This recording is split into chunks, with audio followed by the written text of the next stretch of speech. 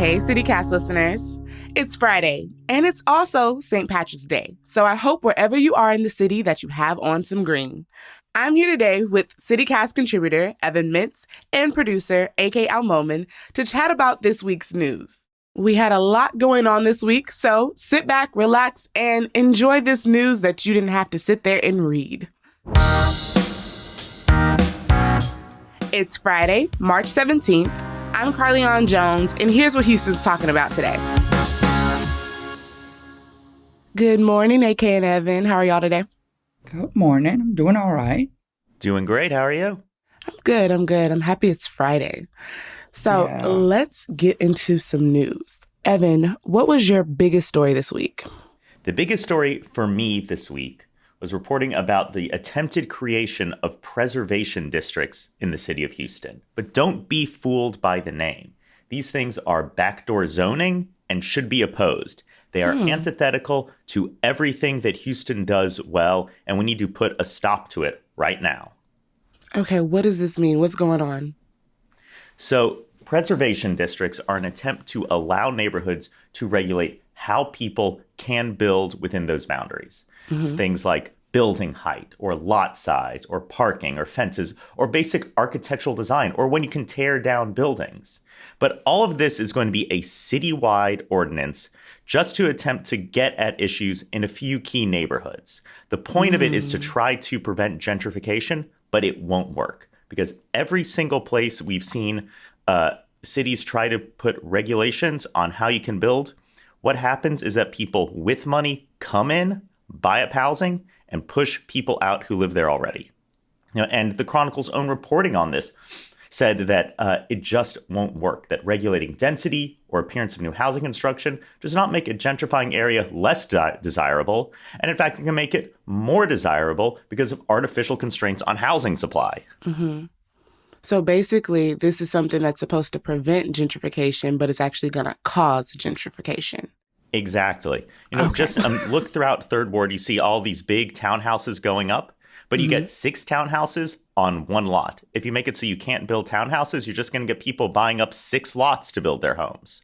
Okay. And the thing that Houston has done really well to prevent gentrification is allowing easy development. You create these big capital sponges that soak up people's money, whether it's townhouses, whether it's condos. It's the fact that we make it easy to build. We flood the market with housing so you don't push capital off into other neighborhoods. I mean, look what's happened in east of downtown in Austin, where neighborhoods have flipped because there's nowhere else for the money to go. For as long as we live in a capitalist society, we have to play by the rules. And the rules are that money is going to flow. So create a place for that money to flow to. Yeah. So how do you think would be a better possible method for anti-gentrification people? That's a really good question. 1, rely more on community development corporations where you really have community input into what we are building. 2, just try to find ways to raise the money to buy the structures that you want to preserve. Look at something like Project Row Houses in Third Ward. I think it's a good example. But also, 3 is just make it really easy to build homes in other places so that money goes there. I mean, imagine how much money would flow into River Oaks if you tried to build more high-rises in River Oaks. Imagine where the money would go in West U if you upzoned West U, a place that actually does have zoning. Those sorts of things, I think, are going to do a better job of preserving neighborhoods in Third Ward or Acres Homes. But there's also another thing that we need to talk about, too, which is that a lot of these neighborhoods, particularly Third Ward, Freedmanstown, they are past their peak population. Gentrification has already happened. And what the city is trying to do right now is closing a barn door after the horses are out. Like, it's gone. If there are specific structures we want to preserve, we should preserve those structures. But people have moved out, and it's often intergenerational movement, too. Folks aren't being forced out of their homes, but that next generation of kids, they decide where do they want to live. They look maybe out in the suburbs. They look in another neighborhood. And it's amazing. Like, we had a episode over Freedmanstown a couple weeks ago, actually. And when they were telling us how it decreased from like 500 buildings to like 50 buildings, I was I was just taken aback from that because it's just like Mm-hmm. how gentrification really just removes and it just erases things from, not from history all completely, but like a lot of people don't know about it. A lot of people have never heard of this town. And I was just like, wow, like this really took a big effect. So yeah, I understand where you're coming from. But also, neighborhoods change. Third Ward used to be a Jewish neighborhood. North of downtown used to be Germantown. Things change in the city, and that's not necessarily bad. You want to be growing and dynamic and exciting. Houston is a city defined by its people, not by its buildings. Very true. I mean, also, we did have a show with some community developers who are like dedicating the next like 10, 15 years of their life to kind of reshaping a neighborhood in the second ward to basically not be as gentrified, be available to the community that's already there at an affordable price. But it seems difficult. It seems like time consuming in a way where it seems like these short-term solutions like preservation seem good on paper, but don't deliver on the promises that like long-term projects do, which Houston really needs more of, right? You've mentioned this, Evan, multiple times on the show that just Houston needs more foresight about the next 50 to 100 years. We absolutely do. And I think that a rule like this, which opens the door to making it more difficult to build in a city at a time when we need more housing, suffers from a lack of foresight. But I will say that something that I think is missing from this larger conversation is the fact that people who live in these neighborhoods often lack access to capital to become developers themselves. Say you see that empty lot and you think to yourself, I could build something there that I would want to live in, that I think would be successful. But historically, Black communities, Hispanic communities have not had the access to capital necessary to become developers. And I just to do a little self-promotion, Arnold Ventures, where I work, is partnering right now with Community Housing Capital out of Georgia to provide $34 million to developers of color to build low-income housing in communities across the South, to try to bridge that gap and provide something that hasn't been there for decades. And this might be a way to get into it, to identify the developers who can build the housing, can build the commercial structures that people want, that don't feel like someone else is coming from somewhere else and telling you what you have to live next to. But that's something that isn't going to be solved by this new rule that the city is trying to come up with. I think the city needs to scrap this whole plan, go back to square one and figure out what is it that we're actually trying to do here and what can we create that will make that happen. Yeah, I agree. And I love that your job is doing that because that's amazing. That is definitely amazing. Okay, AK, let's go to you. What was your biggest story of this week? I think the biggest story is pretty obvious, or at least mine, is T has finally decided that they're going to take over HISD school district, the 8th largest school district in the country. And this has riled up a bunch of activists, teachers, school unions, Democratic leadership at a local and at a state level. They believe that this is literally taking the democratic process of education out of one of the largest and most diverse communities in the city. There were buses that drove out to Austin to protest this, but they were also protesting Greg Abbott's grandiose plan of school vouchers and school choice.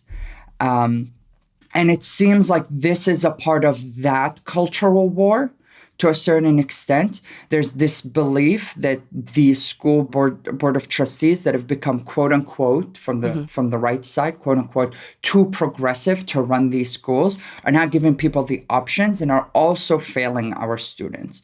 That's not particularly true. In the process of T trying to take over, the one school that had a marking of F has now gone back to C. 94% of all the schools in HISD are in A, B, or C. No Ds are under, in 94% of the schools under HISD. So for a lot of advocates, it seems to be punishing HISD for a successful 2 years post the pandemic. Greg Abbott tried to kind of pull himself away from this entire issue by saying this has nothing to do with school vouchers, this has nothing to do with school choice. But the moment the protesters who came for HISD to have its own democratically elected board of trustees remain there, multiple protesters who are pro-school choice were there advocating for removing critical race theory from school, removing this idea that like trans kids are being forced to be trans kids by the education system. So they've injected all of these ideas into this like grand crusade of kind of taking over HISD. And a lot of Democratic lawmakers are saying that this is the process of like trying to demonize public schooling, as Greg Abbott and the Republican-controlled Senate in Austin is trying to privatize schooling. The whole thing is definitely nuts. Because they could point to a moment in history where, yes, you did have these schools that, according to the laws, were failing, and you would have done the takeover then. But it passed. The moment passed. The schools did better. And here we are now. So what is it they're trying to fix? Exactly. The problem has already been repaired. And, it's not as if Texas school districts don't have school choice already. You can choose your campuses within districts. Students can transfer between districts. You also have charter schools. If you're on the side of school choice, congrats, you won. We're there. What we're seeing now is just the idea that taxpayer dollars should be able to flow to institutions that purport to provide education without any oversight, without any accountability. Here's what I want to know. If we get school vouchers and some private school starts failing, is Mike Morath going to take over that school? Exactly. If some kid is using the money at home to be homeschooled and watch some tutoring programs online and doesn't get a good outcome on standardized tests, we're going to have Mike Morath come into that house and tell the parents what they're doing wrong? No, of course not. We're being held to different standards for different reasons. It's not fair. It's not just. And the real loser in this, I think, is the kids, because we're going to find ourselves in a state where you see taxpayer dollars flowing to institutions that are not guaranteed to provide outcomes, are not held to standards, where dollars are going to be wasted simply because of some sort of philosophical adherence to the idea of vouchers, rather than really looking at whether schools are working or not. And, we just got out of this moment, I think about a decade or two long, where Democrats and Republicans agreed that schools should be doing better, that we should be measuring outcomes, we should be holding people to standards. And that moment has passed, that people don't agree with that anymore. There really is a collapse of that coalition of education reform, and now people are just back in their corners again. And it's really unfortunate. Yeah. And this was also my biggest story because there's so many layers to this. Like, it's just been all over the news. It's the biggest story in the news. And I saw that HISD has the right to due process, like, and have a hearing, basically, but it would be held by the TA. So it's just kind of like a fight that I just feel like there's no way to win it. Like, what's the purpose of the hearing if it's going to be held by the people who have already made their mind up that they want to take it over, Well, and also just to put, one more point on it is that we're all paying our property tax dollars into the school district, into HISD. And normally when you pay taxes, you get a vote for the people who direct how those taxes are spent. So I guess we're going into a couple years of taxation without representation. That's lovely. Yeah. Usually people have revolutions over that sort of thing. Now I've got to sit here and put up with it. Yeah. It seems odd that Republican lawmakers are abandoning that large ideal of theirs. But I just want to say one other thing. Other than just the shadiness that T has gone through with this process, talking behind closed doors, never making an actual assessment or something to go speak to the parents or whatever. The other thing is T has taken over 15 schools. 2 of them are still under their control. 8 have been returned to the Board of Trustees, but 5 have been completely shuttered. So that's not a great track record for what we're looking at moving forward. So I just wanted to point that out. Oh, wow. Yeah. I heard that they did not have the best record. Let's move to the most underrated story. Evan, what was underrated for you? So the underrated story for me this week is that today is St. Patrick's Day. Yeah. And every St. Patrick's Day, I like to bring attention to the historically overlooked Mayor Thomas Scanlon. Thomas Scanlon was a Reconstruction-era mayor of Houston who integrated City Hall, who integrated the police department, and yet he is largely overlooked by history. He was born in Limerick, Ireland, before moving to Houston, and I think he should be a renowned figure in the history of Houston, and specifically the Irish history of Houston. But instead, what happened is that Houston chose to lionize Dick Dowling. as our representative of Irish immigrants. Dowling was a Confederate soldier who fought at the Battle of Galveston. Now, he also was a notable bartender, and I think there is some historic significance to that. But issue aside, that they even renamed streets in the Third Ward after Dowling. Emancipation Avenue used to be Dowling, and Tuam, which was the city where he was born in Ireland, is named after him too. And it's kind of significant that these two streets cutting through a black neighborhood were named after a Confederate soldier. These street renamings were done out of spite. It was a representation with Dowling of the integration of the Irish as white as a unified front against the black community. We have to go back and correct that by holding up Mayor Scanlon as someone who embodied American ideals of integration, of tolerance, of diversity, of freedom, and welcoming people to our city from across the world. I think that every St. Patrick's Day in Houston should be Thomas Scanlon Day. That would be fun. Yeah. Got a little history lesson right there. Yeah. I love history. So happy St. Patrick's Day, y'all. Yeah. Okay. What about you, AK? What was your underrated story? I want to talk about how sometimes the metro and our public transit in Houston is an afterthought in a lot of the things that we want to do, even when the former chairman of the metro decides to run for mayor. So Gilbert Garcia is the former chairman for Houston Metro, and he is not a Houston native. He runs a management and wealth fund from Corpus Christi. He was assigned as kind of an afterthought to the Houston Metro at a period of time where they were running into a lot of financial and ethics issues.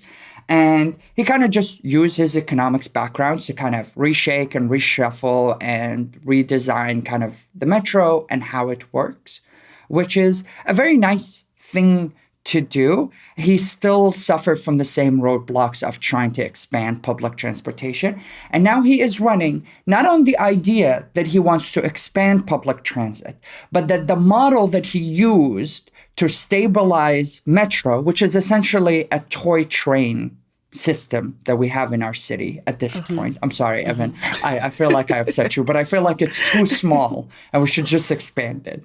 But he is running on the fact that he can do the same shakeup for the city of Houston, that he can redesign how we do our funding and such and such. And I feel like this would have been a great opportunity to sell us on the idea that we do need more public transportation in the city of Houston.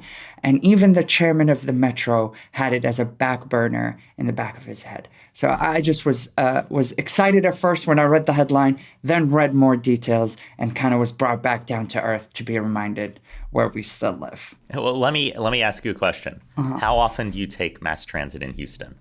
A lot. My 4 years of college, I did not own a car. I rode the metro every day to school, and I rode it every day to work in East Downtown. Okay. If it extended a little further, I would have never needed to ride a bus or an Uber. Like, I rode the bus a lot as well, but if I needed to get somewhere very quickly, either my friend would pick me up or I would take an Uber. It's not easy to take a bus to Montrose sometimes, so. Well, you just take the 82. Is it one ride? I thought there was a transition in the middle. Well, sometimes you got to change buses. You know, that's how the whole metro system is set up on a grid. Yeah. I loved it. I think that the buses get a bad reputation for being places where crime could happen, quote unquote crime could happen. I don't think that is true. I don't find crime happening on the buses. I do find that they sometimes smell like pee. Absolutely. Mm-hmm. Well, and like whenever I rarely take the bus in Houston. I rarely take light rail. You know, every now and then I'll find myself in a situation where it's the most convenient thing to do. And my biggest takeaway is that I would find Metro to be much more enjoyable if it didn't smell like pee. Okay, I don't want to get into criticizing the larger city of Houston, but downtown is not like an aromatic fantasy here. It is. It will attack your senses a lot of times. So I feel like maybe that's an extension of downtown Houston. Okay, I could take that. Okay. Yeah. Okay. Okay. So my underrated story is that the House Criminal Committee voted unanimously to pass a bill that will remove the risk of arrest or jail time for low-level cannabis possession. Okay? This would also allow people to eventually erase cannabis issues from their criminal record. And I think this is amazing, honestly, because That is amazing. yeah, like our jails are populated with a lot of people who have low-level convictions with weed. So removing this would like depopulate the jail some, and then it just also would like bring some people out of jail who just I don't know. I just personally don't feel like they need to be in jail, you know? So it's still not completely passed all the way through the House. The bill has to go to the House Calendars Committee. It's scheduled for the floor action soon. So we'll have to kind of still watch it, see if it really makes it through. But the decriminalization of weed in Texas would be amazing. I don't know if it's going to set the scene for us to actually like legalize weed here, but we'll see. You know, I got to say that this may have a significant impact in other counties, but in Harris County right now, there's no more than a handful of people who are in the jail at any moment on a misdemeanor, let alone possession of marijuana. And even when I was in the DA's office back in 2011, you would rarely see POM charges. And the DAs since then have gone out of their way to say that we want to do diversion around these. We don't want to charge these. Like, this isn't going to be the sort of thing that we're going to consume our time with. And so I think that it's a good step in the right direction. I don't think it's going to have any significant impact on the jail population.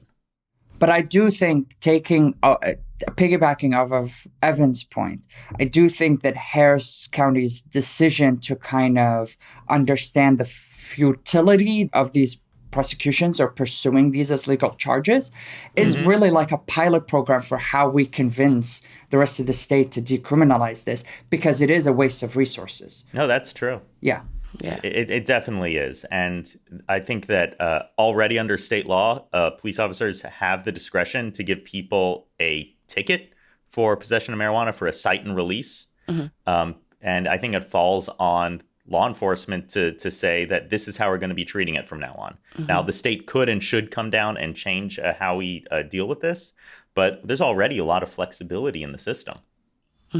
I just feel like maybe I know so many people that actually go to jail for this stuff. So they may not stay like that. Yeah, they can bond out typically. Like, it's not like anything that they have to just be there for a long time for. But I know a lot of people that if they get pulled over with something in the car, like they're going to jail, and it's like they don't. Yeah, they're even going have to that. jail for a night. Holdings for a night or so. Yeah. No, I mean, you have this constant churn of it, but it doesn't necessarily add to like the constant population. And so we don't want to see people arrested for it. Like, that's bad. It is a bad use of police officer time. It's a bad use of jail resources, and it inflicts harm on people that should not be harmed. Yeah, exactly. And I think that's maybe the way we want to get at it, is just stop arresting people for marijuana. Exactly. It has no purpose other than to put a bunch of people on probation and affect their futures. Exactly, because then it's like hard to get jobs. And yeah, it's a whole cycle that just kind of needs to stop, you know? Like, I agree. I agree. Okay, let's get into something happy. Evan, what's making you happy this week? What's making me happy this week is the lead up to March Madness. The annual college basketball tournament. Now, I don't really have a stake in this. I'm probably not going to watch any games, but I love that the Final Four is going to be in Houston. Okay. And I love that UH has a #1 seed, which really adds like some extra fun narrative to this. Like, especially to make it to the Final Four, it's going to be in Houston. It's a hometown team. Like, that's exciting. And I love whenever we can get cameras on our city. I love it whenever we can get attention for something that's not like a hurricane. And so that brings me joy. This whole media narrative setup that we've got going brings me joy. Now, I know there are always questions about economic displacement that happens around big events. People say that, oh, you get the Super Bowl, you get Final Four, you're going to bring a lot of business and money into the city. Like, well, are you just displacing economic activity that would have happened otherwise, but now people are staying at home because everything's so crowded? Like, who knows? There's a lot of mixed literature on the topic. But either way, I feel like we're really set up to have a fun Final Four in Houston. Yeah, and I feel like the reputation of the city matters at the end of the day, to not be considered still a developing city, but kind of put our name out there next to some of the bigger cities in the United States. Also, go Cougs, my alma mater. My bracket has already been decided. UH is going all the way. We're winning the chip. And I'm excited for some of the concerts there. I love seeing the city like with big events here because it's just a lot of energy here, a lot of fun. So I'm excited for it as well. Okay, AK, what about you? What was your moment of joy this week? My moment of joy is CityCast related. I want to give big props and shout outs to CityCast for essentially sponsoring my first visit to the rodeo, to the Houston Rodeo stock show. We went for the purpose of recording a few episodes. If you want to hear my actual journal for the first time, me going to the rodeo, you should check out your guide to the Houston Rodeo. It's a phenomenal episode. But also, the episode that came out yesterday, The Wildest Foods at the Houston Rodeo, is in contention for my favorite episode of the year that we've put together so far. It's one of the funniest things I've ever heard. It's amazing. I love it. I apologize if anyone thinks I'm too corny on that show, but I just had so much fun. I enjoyed going with you, Carly, and with our newsletter editor, Brooke. It was so much fun. So yeah, that was my moment of joy for this week and last week. So yeah. Yeah, it was a lot of fun. We had a great time and we ate some crazy stuff, y'all. Like when I came home, I literally had a stomach ache. I'm not going to lie to you. I had a stomach ache. We had to throw a lot of stuff away. But there was some stuff that we actually kept. So listen to the episode so you can find out what you need to eat and what you need to leave at the stand. Literally at the stand. Yep. Facts. Okay, so my moment of joy was also rodeo related. A 18-year-old senior from Lamar Consolidated ISD named Mia Huckman broke an art record and sold she sold her painting for $275,000. Okay? Now, what's even more amazing is that she broke her own record. So last year, she sold a painting for $265,000. And this year, she actually won the whole rodeo painting competition. And it's amazing because it's her senior year. And she said that she's been wanting to win this since she was in elementary school. So I love that, like a little full circle moment. By the way, coincidence? Lamar Consolidated ISD is my high school alma mater. Oh, really? This is my 10-year. Yeah, this is my 10-year anniversary since graduating. I'm so happy. Yes. That is so cool. Yes. Okay. Yeah. I love that Lamar is still breeding. And not to say that I'm a talented person. I'm not trying to put myself in the same category as her. But thank you. I appreciate you. But I'm so happy that we're putting out so many talented people. It's amazing. It is amazing. Like if you go look up the painting, it's called Our Last Roundup. And it is absolutely amazing. I mean, like, beautiful. It's a beautiful painting. Love it. Congratulations to Mia. But yeah, that was my moment of joy. Thank y'all. Thank you. See you next week. See ya. That was CityCast contributor Evan Mintz and producer AK ALMoumen and I, Carlignon Jones. That's a wrap for our show today here at CityCast Houston. Our lead producer is Dina Kispa. Our producers are me, Carlignon Jones, and AK ALMoumen. Our newsletter editor is Brooke Lewis, and our music is by the band All the Kimonos.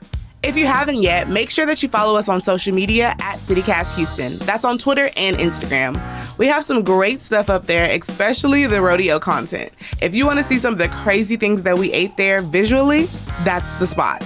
So make sure you get connected with us. See you next week. Bye.